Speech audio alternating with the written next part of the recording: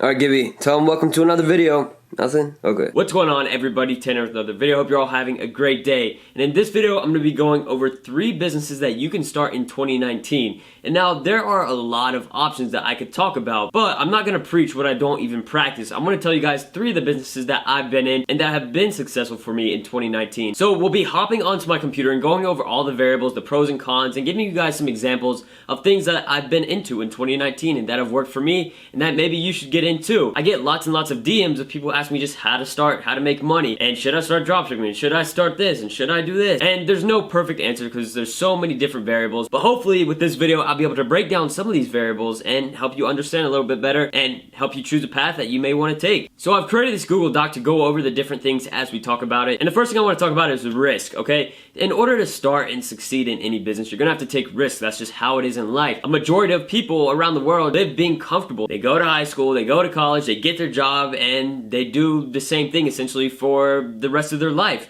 And they live a normal life. You know, they're probably always going to want more. They're going to want a fancy car. They're going to wonder how their neighbor has a bigger house than them, how they have this and that, whatever. And that's just how a majority of people live. People are scared to take risks. But the thing is, I know a lot of you guys watching this are young people. A lot of my followers on Instagram, a lot of my YouTube subscribers are younger people that want to get into business. That's something that's amazing to me. I'm glad I'm able to help and inspire some of you younger people out there to get into business. But the thing is, if you're still living with your parents, it's the perfect time for you to start a business because, you know, if you're taking risks and you fail, you lose money or whatever, you're not gonna be homeless, you're not gonna have to worry about feeding your kids, you're gonna be right back where you are, living with your parents under their roof and living a normal life, going to school. It's not like you're out in the real world already having to pay for everything yourself and live on your own terms. You're living with your parents and on their terms. And I put down here also that adults fear risk because they have responsibilities and or don't want to work more jobs to fund their businesses. So what I mean by responsibilities is a lot of adults, they have families they have to pay for, they have a mortgage, they have a car payment, they have all this stuff, and before they're just working a normal job, making enough money to pay for those things month by month. But if they take a risk, they're going to have to risk the money that they're making, and by doing that, they might lose the ability to pay for these necessities and responsibilities they have, and a lot of people aren't willing to take that risk, as well as a lot of people don't want to work other jobs or work harder in different areas to make money to fund their business that they want to start. So risk is something that holds a lot of people back. It's really just the mindset of fear and wanting to get more, but too scared to actually try and get out there. So let's get into the first business. This is something that you guys probably wouldn't expect from me, but it was something that I got into because I saw a market that needed to be capitalized on, and I made it happen. Sticker printing. Okay, I know it sounds funny at first, and it is a little bit funny. I'm not talking about normal stickers that you just put on a table or whatever. I'm talking about customized stickers specifically designed for certain products that people use a lot of. I'm sure you guys have heard of Juul, the little vape things all the kids were using, and I'm sure some of you guys watching probably have one in your hand right now. So how this all happened was, basically I saw everybody using the Juuls, whatever, but they just looked so basic. I was like, you know, we can add some pop to it. People like cases on their phone for different colors they like, so why can't we customize these Juuls? So, an existing partnership I had in Miami already, who does a lot of custom printing and stickers and things of that nature, I went down there, I talked to him, we figured something out, and came to the conclusion that this is what we needed. So, we have about 10 different designs that are compatible with Juul, and it comes with a wrap for the device for one pod, which you don't really need, and one for the charger. And it's perfect because it's printed right here on this little paper, this printing paper, but it's cut out in the outline and specific dimensions of the Juul, so you just peel it off and put it on there, as well as we have a QR code you can scan, and it'll show you all the instructions on exactly how to put it on. So let's talk about the business side of things a little bit real quick. You know, it was a market, like I said, that I saw needed to be capitalized on, so I made it happen. But what are the pros and cons? The first pro I wrote down here is low cost of entry, okay? So for me, I didn't have to buy printing machines. I didn't have to buy any of the paper. I essentially just paid for each unit that I bought. But for those of you that might want to get in this business, you might not have the connections of a large printing company. So you may have to buy your own printer. And I looked into it a little bit, and I don't think it should cost that much money. You have to get a sticker printer essentially and buy this fancy paper. You know, there are some that are very expensive. You know, I would expect you to pay for, depending on the size of it, a couple $100 probably. But what you could probably do instead of buying an actual printer yourself, if you don't want to do that and invest that money, you could probably find a connection with someone near you, local or online just by doing research and finding stickers. A lot of companies sell stickers but not specific dimensions for specific products, as well as they don't have the whole customized things with the logos and the QR codes and all of that stuff. And now the second pro I have is branding opportunities. It's very easy to brand this because it's in-house. You create the social media, you have the products on hand, and you can take all the pictures, promote it on social media. It's not like dropshipping where you don't have the product and you're not in control of the pictures and videos unless you have a sample unit with you. So branding here is a lot easier and there's a lot more opportunity than dropshipping. And another thing is easy storage. This is about 50 units right here, just in a little plastic bag. It takes up essentially no space. And as far as shipping it out, I have these envelopes right here. Now these are too big and they weigh too much for what this is, but I was looking for a specific folder so it can't really get bent when it's being shipped in the mail. So this is what I found. It's worked good for me. The customers pay for shipping. It's not a big deal. But in perspective of how much we sell each unit for, the shipping is a little bit expensive. So that's something I have to work around, but it hasn't been an issue so far. And then the last pro I have here is high margins percentage-wise. So I'll be honest here. I paid, I believe, $1 each unit, which is a lot for a little custom printed paper that's a sticker, but I didn't buy that many units at first. I bought, I believe, maybe 200 or 300 in different variants, and it may sound like a lot, but in retrospect, the company that I was buying from, my connection, has to make money too. They can make it pretty cheap, but they need to make some money on it too. So they have to factor in all the costs of their employees, of their machines, of their time, of their ink, and all of this stuff. So it factors in, and if I would have bought 1,000 or a few thousand units all at one time, then it probably would have been a lot cheaper per unit.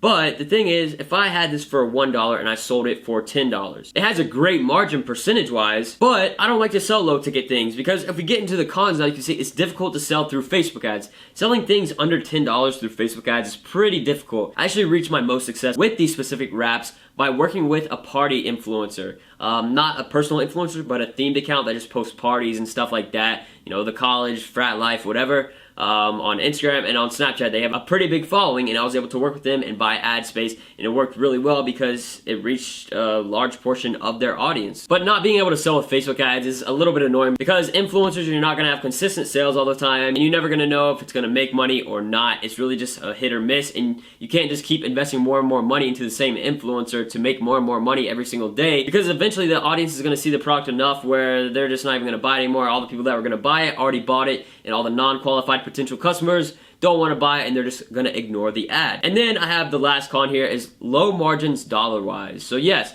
for me, it sort of relates to the whole Facebook thing. I don't like to sell items with, a margin less than $20 to $30 because you have to sell so many units to make a decent amount of money. And if you're using Facebook ads and your cost per purchase for this is $5, then you have a cost of $1 for the product, that's $6, and then you're gonna have $3 profit, and that's before packaging costs. So let's go ahead and go to the next one. The one you've all been waiting for. This is one I wanted to talk about. I haven't made a whole video going over a lot of the variables. The pros and cons list I put on here is very small. I'm gonna talk about it more than what I actually wrote. But dropshipping, that's how a majority of you guys know me. And a majority of you guys have watched my videos before and learned things and made money with it. There's a lot of money to be made, but of course the markets change over time, and it's 2019 now. It's different from 2018, it's different from 2017, it's different every single year, every single month. The first pro, just for those of you real quick that don't really know much about dropshipping, you have minimized risk because you don't have to buy inventory. Like in here in my office up here at my parents' house, there is inventory of a lot of different products in here that I've sold over the past 6 months. So we have inventory here, but if you're dropshipping, you don't need that inventory. You don't need to place that monetary risk. And two is easy setup, okay? To set up a store is not difficult at all. If you have basic common sense of style and colors and things like that, you'll be able to figure it out pretty well, or you can pay someone. It's not that big of a deal. It's really just a factor of customization and utilizing your resources. That's something that a lot of people don't do. There's so many videos out there, programs, things like that, where you can learn how to build stores and find products and all this stuff, but so many people just don't take advantage of the resources and then come to me saying, why am I not making money? Where can I find a product? Should I start dropshipping? Those are questions you need to figure out on your own. So then the third thing sort of relates to the minimized risk is no product cost until sales. So whenever you get a sale, you use a percentage of the money the customer paid to fulfill that order and have it shipped to them.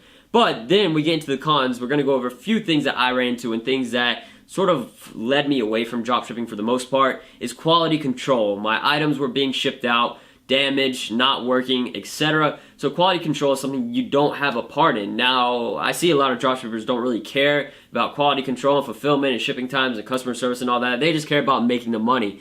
But you're not going to be able to make money long term if you're not focusing on the brand and the quality and everything like that. So a lot of people are just going in there for the quick buck, but if you want to go in there for the long term, you're going to have to figure out your quality control and the fulfillment process, because if you're shipping from China 12 to 20 days, or right now it's the Chinese New Year, everything's a lot slower and taking a lot more time, it's going to minimize your customer satisfaction and customers coming back to your store to buy more. If they waited a month for a product to arrive, they're most likely not going to buy again because they don't want to wait that long when they could go on Amazon and probably find the same thing for cheaper. It's all about the branding and customer experience, which a lot of people don't focus on. So the other thing is no branding. There's certain ways to get around this with private label, but for the most part, it's difficult to brand dropshipping, especially from the start. If you ask your supplier to put a logo or a sticker or whatever in your packaging, they're going to say, all right, you have to buy 1,000 units for us to do that. So to keep things short, I don't want to drag out the whole dropshipping thing since I have so many videos about it. It's just that a lot of people don't utilize the resources, all the videos out there on YouTube, all the courses they could buy, all the free courses that are out there, all the free ebooks, all the books out there you can buy. There are so many ways you can learn. And the thing is, experience is going to always beat knowledge. That's something I will always say. Experience always over knowledge. So getting out there and experiencing things on your own is what's going to determine whether you will succeed in it or not. And also, business isn't for everybody. The dropshipping isn't for everybody. The sticker business isn't for everybody. Business in general isn't for everybody. It's something that's difficult to continue as an entrepreneur and keep building brands and maintaining this lifestyle and having freedom, but also at the same time working 18-hour days because you're building your business. The entrepreneur life is not for everybody. And now let's get into the last one that I wanted to talk about for the day. Affiliate sales for a product and or service. So this is something I've gotten into recently, and I'm actually working on a brand new company right now. I can't talk too much about it, but you guys will be able to be affiliates for it in the future if you want to start making some money. So let's talk about it real quick. As far as affiliate goes, basically what you're doing is you have a product here or a service. Most of the time, services are going to be the better option for people because essentially there's no startup cost or a very low startup cost. If you look at ClickFunnels, okay, ClickFunnels is a very, very large company. They have an affiliate system. If you like and enjoy their service and you use it to make money and you want other people to make money with it, then you get a custom link and you get other people to sign up on that link, and they're going to pay you every month a percentage of what they get paid by that customer. And also, I'm gonna have to make a separate video about this, but I actually got banned by Shopify affiliate. I got terminated forever. So no more money coming from that source of income. That was passive. Also, another good thing for affiliate marketing through a service is going to be all ages, okay? 99%. You have to abide with the terms of the specific company, but most of the time you're going to be able to do affiliate sales at any age, and they can pay you via PayPal, wire transfer, check, whatever. It's not that big of a deal. Another good thing about affiliate sales is performance-based income. So basically what I mean by this, the amount of work you put in is what you're going to get out of it. I mean, that's just how it is in general in business. But working a normal job, you're going to put in 8 hours a day and get the same salary whether you work harder on Monday 8 hours or harder on Tuesday 8 hours. You're going to get the same result because you're being paid a specific salary. Affiliate sales and marketing, you're going to be able to learn sales at the same time as making money and generating passive income. So that's the last pro I have listed here, is passive income. For subscription-based services or products, if the customer that you got to sign up is paying $50 a month and then the company's offering you 10%, then you're going to be getting that money every single month per customer. And then the cons we get into, you don't own the company. That's another thing. You're not in control of the commission. You're not in control of making all the money. You know, if you don't own the service or company, you're essentially just making the company bigger and bigger by being a salesman for them. But at the same time, you're making money, so you're not hired by them legally, but you're working with them and helping them sell things and taking a commission. That's just how sales work. One of my good friends just pushed $1 million in total for one specific company in the fourth quarter of last year, and he got whatever percentage the company offered him for those sales. But the thing that's good about being an affiliate is you're not in control of the company. At the same time of being a con, it's also a pro because you're not in charge of all the customer service, fulfilling all the orders, managing whatever's going on, depending on the company, product, or service. You're not in charge of that. You're just in charge of getting sales. If you get sales, then you're gonna get paid. And now one thing I wanna mention about affiliate is a lot of people market things they don't really enjoy or use. So it's hard to sell something that you don't use on a daily basis or something that you actually like using, like ClickFunnels. I can sell as an affiliate because I actually use it and I like it. Same with Shopify. I use Shopify. It's all over my YouTube channel.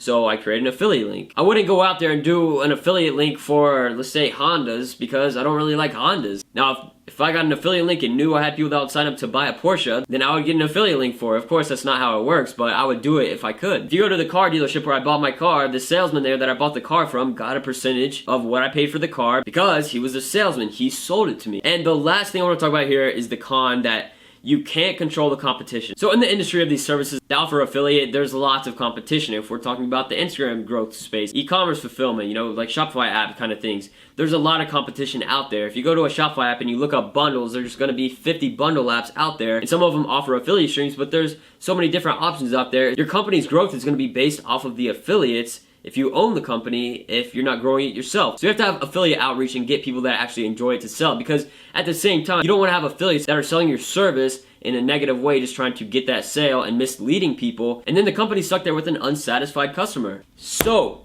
that's going to conclude this video, guys, as far as these 3 different businesses that you can start in 2019 and 3 things that I've been into. So if you have any questions, make sure to leave them in the comments and I'll get back to you and help you get to where you want to be. And just a quick mention for you guys, I have a webinar coming up, my first ever webinar on February 17th. I'm going to be going over live training and how I was able to help my friend Ariel, as you saw in the past videos, go from $0 to $97,000 in revenue his first month. So if you want to sign up for that, just check the link below, and I will see you guys in the next video. Peace.